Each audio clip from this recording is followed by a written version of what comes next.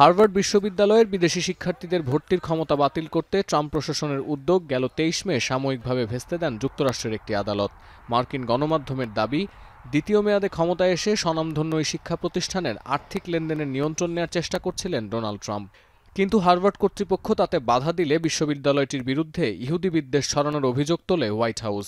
প্রতিক্রিয়ায় হার্ভার্ড কর্তৃপক্ষ জানায়, শিক্ষাগত স্বাধীনতা খর্বের এই অপচেষ্টা রুখে দেয়ায় প্রতিশোধের রাজনীতি করছেন মার্কিন প্রেসিডেন্ট। আদালতের এই স্থগিতাদেশে উপকৃত হয়েছেন হাজার হাজার বিদেশি শিক্ষার্থী। শুরু থেকে ট্রাম্পের আন্তর্জাতিক শিক্ষার্থীদের দেশে পাঠানোর এই পরিকল্পনাকে সংবিধান পরিপন্থী বলে আসছিল আরেক স্বনামধন্য বিদ্যাপীঠ কেমব্রিজ। তাদের আশঙ্কা, ট্রাম্পের এই সিদ্ধান্ত রুখে দেয়া না গেলে শিক্ষা ভিসায় পড়তে আসা ৭,০০০ শিক্ষার্থীর ভবিষ্যৎ অনিশ্চয়তায় পড়ত। তবে আদালতের রায় আরও উস্কে দিয়েছে মার্কিন প্রেসিডেন্টকে। ট্রুথ সোশ্যালে দেয়া পোস্টে ট্রাম্প হুঁশিয়ারি দিয়েছেন, হার্ভার্ডের জন্য বরাদ্দ করে রাখা $৩০০ কোটি যুক্তরাষ্ট্রের কারিগরি শিক্ষা প্রতিষ্ঠানকে দেয়ার পরিকল্পনা করছে বর্তমান প্রশাসন। পোস্টে হার্ভার্ডের সঙ্গে আবারও জুড়েছেন ইহুদি বিদ্বেষী শব্দটি। ট্রাম্প আরও উল্লেখ করেছেন, যুক্তরাষ্ট্রের ট্রেড স্কুলগুলোতে হার্ভার্ডের তহবিল খরচ করলে তা হবে একটি লাভজনক বিনিয়োগ। এছাড়া তিনি অভিযোগ করেছেন, হার্ভার্ড বিশ্ববিদ্যালয় কর্তৃপক্ষ আন্তর্জাতিক শিক্ষার্থীদের তালিকা দিতেও গড়িমসি করছে। যদিও একাধিক সূত্র বলছে, $৩০০ কোটি নয়, হার্ভার্ডের জন্য বরাদ্দকৃত $১০,০০০ কোটি নিয়ন্ত্রণ নিতে চায় বর্তমান প্রশাসন।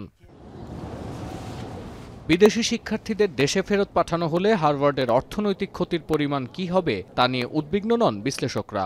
তারা বলছেন, হার্ভার্ড অত্যন্ত ধনী একটি শিক্ষা প্রতিষ্ঠান, যা শিক্ষার্থীদের টিউশন ফিতে চলে না। কিন্তু এই টিউশন ফির টাকায় প্রতিষ্ঠানের শিক্ষক এবং কর্মচারীদের অনেক সুযোগ সুবিধা মেটানো হয়। তাদের আশঙ্কা, ট্রাম্পের এই সিদ্ধান্তের সরাসরি প্রভাব পড়বে বিশ্ববিদ্যালয়ের শিক্ষাদান পদ্ধতি ও সেবায়। Almost a quarter, 25% of their enrollment is international students, and Secretary Noem pointed out that Harvard is very wealthy and that they will be fine without this tuition to, as she put it, pad their endowment. So I just want to make clear that tuition dollars don't go into endowments. British সংবাদ মাধ্যম Reuters বলছে, মার্কিন যুক্তরাষ্ট্রের সবচেয়ে পুরনো ও ধনী এই বিশ্ববিদ্যালয়টির জন্য নানাভাবে বরাদ্দকৃত সম্পদের মোট পরিমাণ $৫৩,০০০ কোটি, যেখানে পড়ছেন ১৪০ দেশের মোট ৬,৮০০ শিক্ষার্থী। আর ২০২৩-এর ফল সেমিস্টারে ভর্তি হওয়া মোট শিক্ষার্থীর ২৭% পড়তে এসেছেন বাইরে থেকে শিক্ষা ভিসা নিয়ে। কোনো বিশ্লেষক মনে করেন, এই ১/৪ শিক্ষার্থী হার্ভার্ড ছেড়ে গেলে শিক্ষা কারিকুলাম নিয়েও ভাবতে হবে বিশ্ববিদ্যালয় কর্তৃপক্ষকে।